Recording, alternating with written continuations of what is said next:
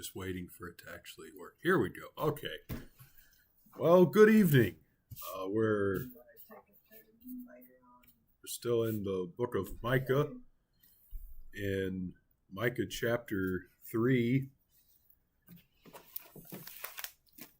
And we're going to start with the first 4 verses. There's only 12 verses, but I told Lester, when me and him were the only ones here, I said, I'm sure I can, still get an hour's worth of content out of this. So don't think I'm going to let you off easy tonight. But we're going to start with the first 4 verses. And I said, Hear now, O heads of Jacob, and you rulers of the house of Israel. Is it not for you to know justice, you who hate good and love evil, who strip the skin from my people and the flesh from their bones, who also eat the flesh of my people, flay their skin from them, break their bones, and chop them in pieces, like meat from the pot, like flesh in the cauldron? And they will cry to the Lord, but he will not hear them. He will even hide his face from them at that time, because they have been evil in their deeds. Okay, so first thing that I wrote down is who is speaking. Now, some of you might think that that's a pretty obvious answer, but it can be interpreted in a couple different ways. So, right, there's the phrase, and I said, or then I said, and It could just be used to mark off the beginning of a new section, right? The word translated hear now or listen, it occurs in chapter 1, verse 2. Hear, all you peoples, listen, O earth, all that is in it. And it also occurs in chapter 6, hear now what the Lord says. And the book of Micah is kind of broken up into chapters 1 and 2, chapters 3, 4, and 5, and chapters 6 and 7.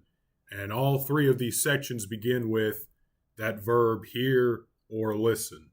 So, right, when Micah says, and I said, hear now, O heads of Jacob, right, all this could be referring to is, well, we're just sort of marking off the beginning of section 2. Could also be referring to Micah's response to the false prophets from chapter 2. So perhaps this is Micah actually giving his defense against the false prophets, which is what some people have argued. Or, right, maybe Micah speaking on behalf of God. So given the what I said at the beginning, that this sort of links to the first and the third sections of Micah with the listen and the hear, it's probably safe to assume that Micah is the one who is speaking on behalf of God and not simply just giving his refutation against the false prophets that we dealt with in the last chapter, although he will get back to those false prophets later on in this chapter. So Micah's speaking on behalf of God. So then who is being spoken to? So Micah calls out the leaders of Jacob and the rulers of Israel. So we have to ask, is this specific to any one kingdom? And right, we've argued previous chapters that Micah is primarily concerned with the southern kingdom. That's where he's located. That's where he identifies himself. Right, he has the list of the kings in the very first verse of chapter 1, which are all from the southern kingdom. That's where he's at. That's the people he's prophesying to. However, he did have some words to say about Samaria, which is the capital of the northern kingdom of Israel. So who is Micah referring to here in chapter 3, right? Well, let's begin, at least, by trying to identify who these rulers or leaders would be in the first place, because it isn't kings or priests, it's rulers of the house of Israel, heads of the house of Jacob. And so this phrase that's used after this, is it not for you to know justice? It points us to a historical fact that we might not be aware of if we're not, cross-referencing with other parts of the Bible. But this term for rulers or leaders is used for legal judges, the kind of judges that would stand outside the gates, give, hearings, sentencings, that sort of thing. And these were established by King Jehoshaphat. And this establishing of these judges is recorded in 2 Chronicles 19, verses 4 through 7. Jehoshaphat lived in Jerusalem. He went out again among the people. He went from Beersheba to the hill country of Ephraim. He turned the people back to the Lord, the God of Israel. Jehoshaphat appointed judges in the land. He put them in all the cities of Judah that had high walls around them. And he told the judges, think carefully about what you do. After all, you aren't judging for human beings, you are judging for the Lord. He's with you every time you make a decision. Have respect for the Lord, judge carefully. He's always right. He treats everyone the same.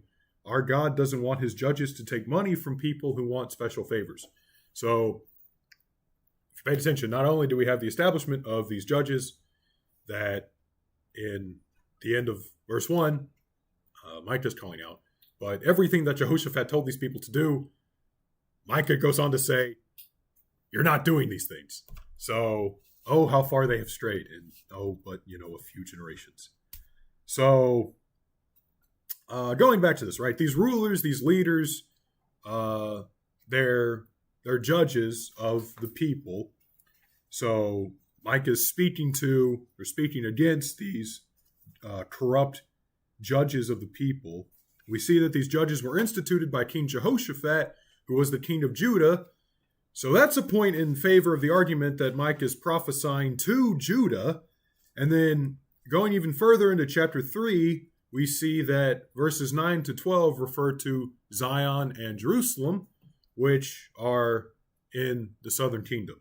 So Micah is likely speaking on behalf of God to the southern kingdom of Judah, and specifically to the corrupt judges of the southern kingdom of Judah.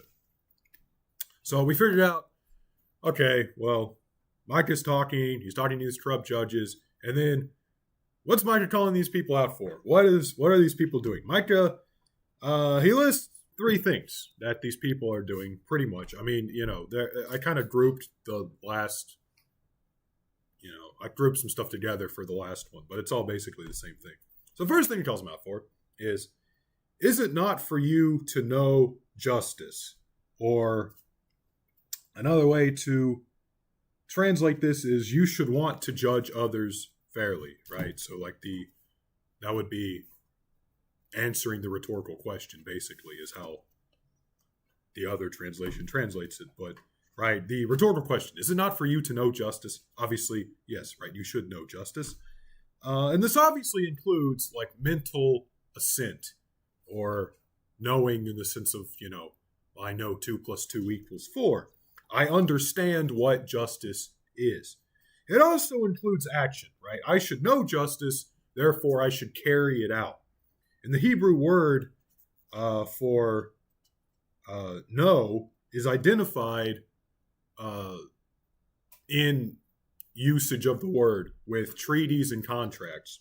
So in other words, these judges should both understand and carry out the contract or the covenant of Moses and how that relates to justice. They should be upholding the contract or the covenant and the covenant's definition of justice. So he calls them out, is it not for you to know justice? And he says, you who hate good and love evil. The second thing he calls them out for, obviously we're directed back to the prophet Amos, right? Amos 5:14 through the first half of 15. Look to what is good, not what is evil. Then you will live, and the Lord God who rules over you, who rules over all, will be with you, just as you say he is. Hate evil and love good. Do what is fair in the courts. The prophet Isaiah also said, wash yourselves clean, put away the evil of your doings from before my eyes. Cease to do evil, learn to do good, seek justice, rebuke the oppressor, defend the fatherless, plead for the widow. And this verb of, right, you who hate evil who hate good and love evil, this is continuous action. So they're continually hating good and continually loving evil. So, right, obviously, if you're continually hating good and continually loving evil, then yeah, you're not going to know what justice is. And then finally, Micah calls them out for, it's pretty bizarre. You who strip the skin from my people, the flesh from their bones, who also eat the flesh of my people, flay their skin from them, break their bones, and chop them into pieces like meat for the pot, like flesh in the cauldron. It's exactly right. It's very... That's bad. Yeah. Obviously, Mike is using hyperbole and exaggeration, right? As bad as these scrub judges were, they were not actually cannibals. So what is Micah actually getting at here, right? Well, the tearing or the stripping of skin from the bones, it's the same word often translated as robbing or seizing, right? And it's often identified with extortion. So these judges were so corrupt that they were all but stealing people's skins and eating it, right? They were basically taking everything that these people had. Sort of the metaphor that Micah is going for here. He's probably not actually calling these people cannibals. Obviously, enough said about that. So then what will happen to these people, right? Verse 4, they will cry to the Lord, but he will not hear them. He will even hide his face from them at that time because they have been evil in their deeds. So what's going to happen to these people? Micah prophesies of a day in which Israel will cry out to the Lord, but he won't answer. Once again, we're directed back to Amos. Right? Amos was sort of the first of the minor prophets. So Micah's picking up on a lot of Amos's language. So also chapter 5 of Amos, Amos 5:2, the virgin of Israel has fallen. She will rise no more. She lies forsaken on her land. There is no one to raise her up.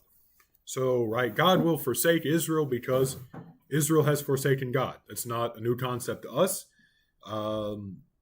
Micah even goes on to describe how God will hide his face from them at that time. So Micah only seems to amp up the intensity of his prophecies, right?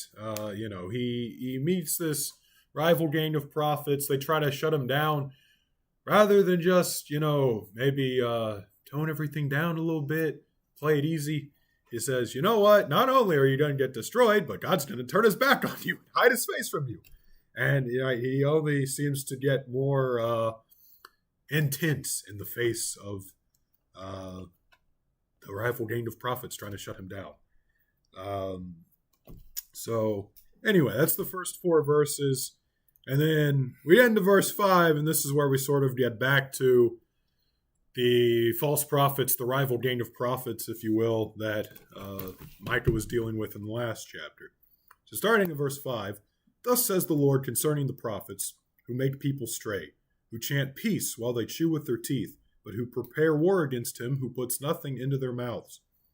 Therefore you shall have night without vision, you shall have darkness without divination. The sun shall go down on the prophets, and the day shall be dark for them. So the seers shall be ashamed, and Jerusalem shall become heaps of ruins, and the mountain of the temple like the bare hills of the forest. So who's being called out now? Right, we sort of switched direction. Mike is calling out the prophets, specifically, as I'm going to call them anyway, the false prophets, with an eerily similar description to the one that we read last chapter, right? Micah 2:11, Micah speaks of a hypothetical prophet who goes around telling lies. And he prophesies that there will be plenty of wine and beer. And then Micah adds, that is the kind of prophet that would be just right for this nation. Now in chapter 3, Micah says that actual prophets promise the people peace as long as they're getting fed, right? I've heard of, preachers only, preaching good things if they're getting paid with money. But, these prophets must have been Baptist if they're only prophesying good things for food, But yeah, it's kind of weird. I'd probably just prefer the cash myself, but whatever floats these guys' boat. Micah says that these actual prophets promise people peace as long as they're getting fed. If the people don't pay with sufficient enough food, then the prophets go to war with them. And the message and behavior of these prophets was dependent on the people's action towards them. Now, I said, if you were paying attention, as I'm going to call them false prophets, because if you notice, Micah never actually calls these people false prophets. He never just says it like it is. And why is that? Is Micah just a nice guy? Right? Is he just, afraid of getting in trouble again? He didn't want to leave anybody out. The what? He didn't want to leave anybody out when he's calling them out. Oh, well, maybe, I guess. Right. Prophets gave contradictory messages all the time. Even now, right? The people who claim to have the gift of prophecy, they give contradictory messages all the time, right? This was nothing new back then. This is nothing new now. And what's interesting is that Micah doesn't take it upon himself to tell the people who to listen to, right? I mean, you have Micah giving a message of, Israel, Judah, they're going to be destroyed. You have the rival group saying,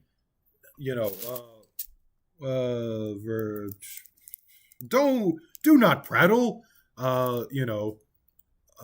They shall not prophesy to you. Wait, no, that's not the right verse. Where's the verse in chapter 2 where it says, don't say that. God's not gonna do that to us, right?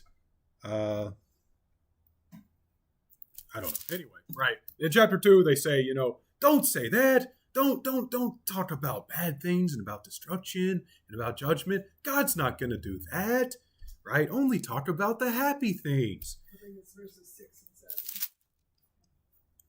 7. Okay, well, that's what I was reading in. I think I'm just I'm confusing myself. I'm overthinking it, but disgrace will not overtake us. Yes, right. Disgrace will not overtake us, right? Right. We're not going to be punished. We're not going to be judged. And right, contradictory messages. Micah and this rival prophetic gang, as I like to call them, and Micah never tells the people directly who to listen to. He never calls these people false prophets. He leaves that decision up to the people. What's interesting is the prophet Ezekiel would later go on to identify God as the one who tests prophets, right? Ezekiel 14:9, if the prophet is enticed to utter a prophecy, I, the Lord, have enticed that prophet, and I will stretch out my hand against him and destroy him from among my people. So, right, if I think I wrote that down wrong. I think that's supposed to say utter a false prophecy or something. That's the point anyway. If a prophet prophesies wrong, I have enticed the prophet to do that. So even among false prophecy, I mean, it's still under God's control. The story of Ahaz in 2 Kings 22, right? It talks about God sending out a lying spirit upon all these prophets in order to try to entice Ahab into going to war. So all this is to say, whatever reason Micah doesn't exactly call these false prophets out and calls them false prophets, and for whatever reason he doesn't tell the people who to believe, right? We don't really know, right? Perhaps Micah feels God's the one ultimately behind these false prophets' deception. Perhaps he simply thinks that people would rather hear prosperity than cursing, so he seems little point in calling this rival group false prophets. I mean, if you remember the last chapter, right, he said, such a prophet as would promise blessing and prosperity would be just right for this nation, right? So he's not only calling out the prophets, he's calling out all these people who listen to him, right? For whatever reason, right, Micah says that the prophets lead people astray, but he never calls into question their prophetic credentials or their prophetic ability, their profiting skills, I guess, right? He never says, well, you're not real prophets. He never gets in an argument over, whether or not the title of prophet applied to these people. In fact, his wording even suggests that he believes these prophets actually have visions, right? Therefore, you shall have night without vision. You shall have darkness without divination. As if to imply that these prophets normally do have visions and divinations. So he's not questioning their prophetic ability, right? He's calling them out for misusing their prophetic ability. And only, you give me food, I'm going to give you a good prophecy, right? Everything's all happy cheery. You don't give me enough food, I'm going to war with you, in other words, right? But he never actually, calls them false prophets, and he never actually questions their ability to prophesy, just that they're completely misusing that ability. And he says that one day, there will come a day in which that ability will be taken away from them entirely, even if that's not the case right now where we're at in Micah. So then, we have Micah talking about himself in verse 8. Micah says, "But truly," or more literally, "on the other hand, I am full of power by the Spirit of the Lord and of justice and might." So here we have another 3 things, another bullet-pointed list. 3 things that Micah mentions that separates himself from his rivals. First off, Micah says he's full of the power of the Spirit of the Lord, right? So in contrast, so I mentioned that, Micah doesn't explicitly call these people false prophets, maybe because he recognized as God using these false prophets for his own purposes to test the people of Israel, right? And, I talked about how 2 Kings, God sent a lying spirit that's what Micah thinks now, right? God is ultimately behind this, so, I'm just going to kind of let this play out. Right? So, if God sent a lying spirit to the prophets that Micah's calling out, then, right, Micah's essentially saying, in contrast to those guys, I'm full of the power of the Spirit of the Lord, whereas they have a different spirit, right? Sort of saying that indirectly without actually saying that. But for, whatever Micah's getting at, he does use the fact that he's full of the power of the Spirit of the Lord as a marker to separate himself from his rival. We don't actually know that what he's getting at ultimately is, that he believes that God sent a lying spirit to these prophets, but that is interesting to bring up.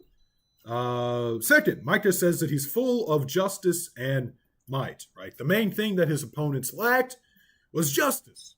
You should want to judge others fairly, but you hate what is good and you love what is evil, Micah says earlier on in the chapter. Yet Micah says that his prophetic ministry is focused on justice and might. And thirdly, Micah says that he's full of the Spirit, full of justice, and full of might in order to declare to Jacob his transgression and to Israel. This is perhaps the most obvious difference to the people actually listening to both Micah and his rivals. This would be the message itself. Micah brings up his prophetic call, right, as one from the Spirit of the Lord. He brings up his prophetic focus, which is justice and might. Now he brings up his prophetic message to call out sin, essentially. The rival prophets only ever proclaimed, in Micah's hypothetical example, enough wine and beer for everyone, right? And then in Micah's actual example, if the price is right, I'm going to promise you peace and prosperity. They only ever promise blessing, Micah's rivals. Micah, on the other hand, his message is not rooted in the people's will. It's rooted in the Spirit of the Lord. It's rooted in justice, and it's rooted in might. And because of that, Micah stands apart from his rivals in that he calls out Judah's sin, because the Spirit of the Lord and his sense of justice and his sense of might guide him to do that. So Micah repeats himself a bit in verse 9. He says, "Listen to me, you leaders of Jacob's people." This points us back to verse 1. "Hear now, O head of the house of Israel." He says, you hate to do what is fair. That points us back to verse 2. You hate good and love evil. We get on to verse 10. Micah repeats himself. He says, you build up Zion by spilling the blood of others. This points us back to verses, the last half of verse 2 and verse 3. Micah compares the corrupt judge's actions to cannibals. And in verse 11, Micah repeats himself. He says, your prophets won't tell fortunes unless they receive money. And Micah says in verse 5 that the prophets prophesy peace when they're fed, and they go to war with the people who don't feed them. So why is Micah repeating himself so much, right? Is he just like a preacher who he's like, okay, I've got to hit my 25-minute time limit, and I've only got 15 minutes worth of material, so I'm just going to repeat everything I say like 2 or 3 times. Probably not, right? Micah goes on to say, but you still look for the Lord's help. Or another way to translate that is, yet they lean on the Lord. Right? They're doing all these things, yet they lean on the Lord and say, is not the Lord among us? No harm can come upon us. So Micah relists the fault of the judges and the prophets, and now he's even throwing in the priests just for good measure. In order to say that, in spite of all your wickedness, you still expect God to protect you. These judges and these prophets, they weren't just clever swindlers. They weren't just taking money and proclaiming peace, all the while knowing that judgment was on its way. These judges and these priests and these prophets apparently thought that they could do all of this and God would still be on their side, right? And which is worse, honestly? Which is worse? Doing evil, but at least acknowledging that what you're doing is evil, or doing evil while thinking that judgment will not come to you. Right? I mean, I don't even know the answer to that, right? Because if you're doing evil while thinking, well, no judgment's going to come to me, I mean, in that sense, it's kind of like, well, you're just ignorant.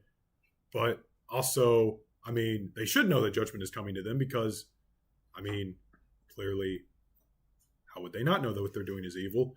Or doing evil and, acknowledging what you're doing is evil, but then it's like, okay, so you're literally acknowledging that you know what you're doing is wrong, but you're doing it anyway. I don't even know which option is worse.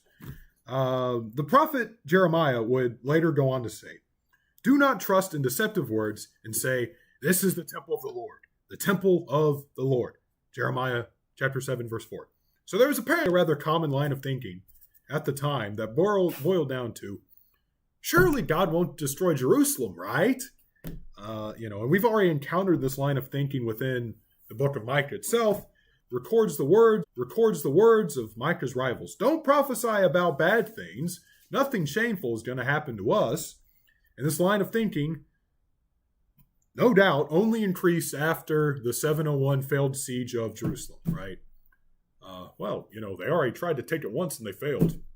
Yeah, God's not going to let anything happen in Jerusalem. We're fine.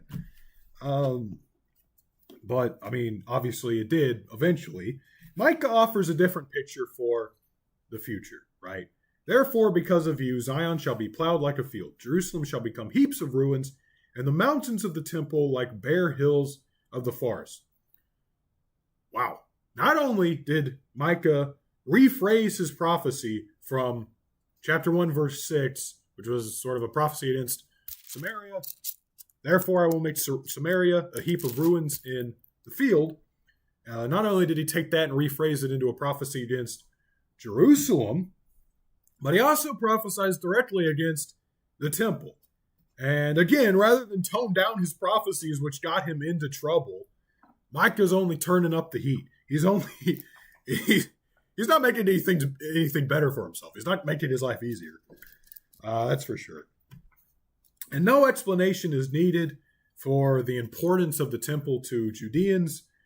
But I will just say there is no Christian equivalent, right? Any pastor or teacher who tries to make some sort of Christian equivalent for the importance of the temple, they don't really get the importance of the temple because there absolutely is no Christian equivalent. You could blow up every church in America and it would be nowhere as devastating as Judeans watching the temple being destroyed. I mean, this is literally like the presence of God was here and somebody just blew it up. I mean, there is no Christian equivalent for this. And so what's interesting about this, right, is that the book of Micah begins with, hear all you peoples, listen, O earth, and all that is in it. Let the Lord God be a witness against you, the Lord from his holy temple. And the same God that is a witness against Judah in this holy court case from the temple will soon destroy that very same temple, right? And it only took 2 chapters to get there. Once again, like all prophecy, Micah's prophecy is incredibly rooted in the present, even though the temple wasn't destroyed for, over 100 years later. The point of this is not, well, something bad is going to happen a century or more after you're all dead.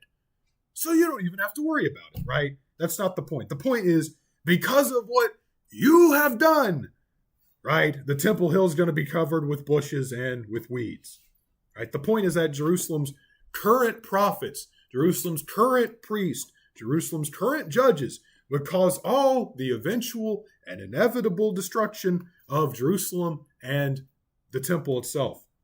And that's the same temple from which God is already currently judging these prophets, priests, and judges, right? I mean, I can't even, emphasize, God is, go back to, the word of the Lord that came to Micah of Meresheth. Hear, all you peoples, listen, O earth, and all that is in it. Let the Lord God be a witness against you, the Lord from his holy temple. So God is literally like bringing a divine court case against Judah from the temple. He lists out all the bad things they've done. What is their punishment? I'm going to destroy this same temple. This is, Chapter 2 ended on a rather pleasant, happy note. Chapter 3 does not end on a happy or a pleasant note. So that's all there is. Like I said, there's only 12 chapters. It's pretty short tonight. 12 verses, sorry. It's pretty short tonight. So that's all I got. Is there any questions, or did anyone want to add anything? It's pretty graphic. It is. I mean, there's a lot. I mean, because you have like the whole eating flesh, flaying people's skins off of them, and then you have, it'd be verse 12. Zion will be plowed like a field. Jerusalem shall become heaps of ruins, and the mountains of the temple like the bare hills of forest. So yeah, I mean, you again, fitting punishment, like we've seen all throughout the minor prophets. This Bible, John Carter said, talking about the rulers and the false prophets, it says, all the while they were self-deceived into thinking the Lord would give them favor because they identified themselves with him. So, to me, it's telling you need to be careful because you can deceive yourself into thinking you're doing something right, but it's not right. Yeah, I mean, like, I said, I mean, these people, to some degree, thought that maybe not necessarily what they were doing was right, but thought that they at least wouldn't be punished for it. And like I said before, I mean, which is worse, I sin and I acknowledge my sin, and then I know that I'm going to be punished for it. But before I do it, but before I sin, I acknowledge that what I'm doing is sin, and I know I'm going to be punished for it, but I do it anyway, because that's just intentionally sinning at that point. Which every sin is really an intentional sin, but you know what I mean. And then, or the other hand, which is I sin and I think, oh well, God's not going to punish me for that, because then it's, well, do you know anything about God at all at that point, if that's what you think? So yeah, I mean, you're right. I mean, to some degree, at least, they were identifying themselves.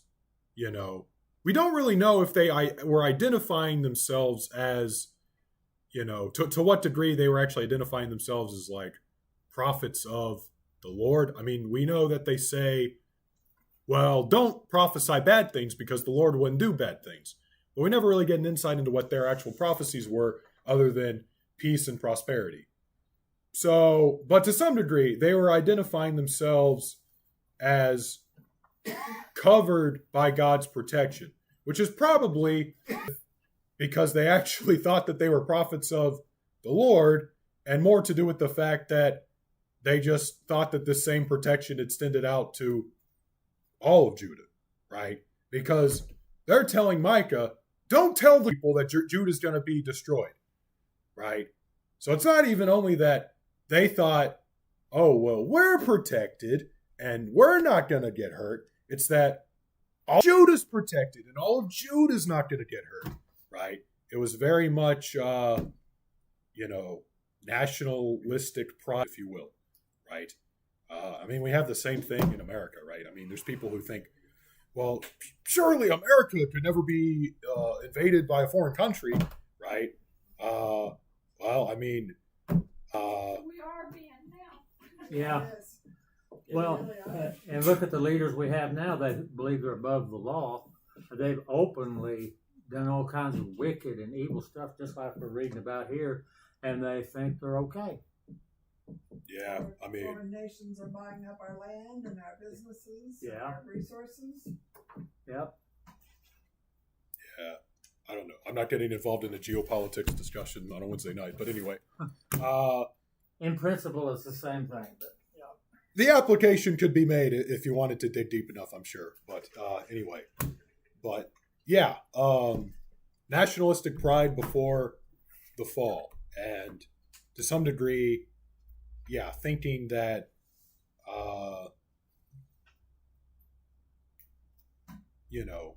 even if they didn't necessarily identify themselves as prophets of God, thinking, well, they're still protected by God simply by the fact that I'm in Jerusalem, so self-proclaimed prophets. yeah, They made themselves prophets, and they think they're okay. yeah.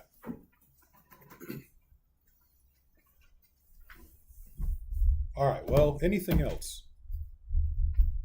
That was good. That was all right. Well, I'll hand it over to Lester then for the prayer meeting.